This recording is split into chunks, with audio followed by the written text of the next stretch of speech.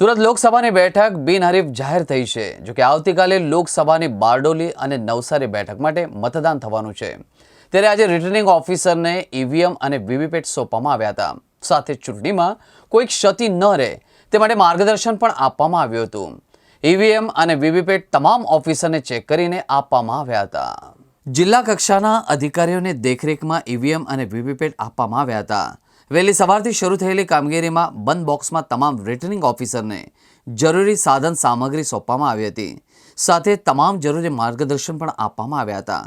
આ સાથે જ અમુક ઈવીએમ એક્સ્ટ્રા પણ આપવામાં આવ્યા હતા, જેથી એક ખરાબ થાય તો બીજાનો ઉપયોગ કરી શકાય।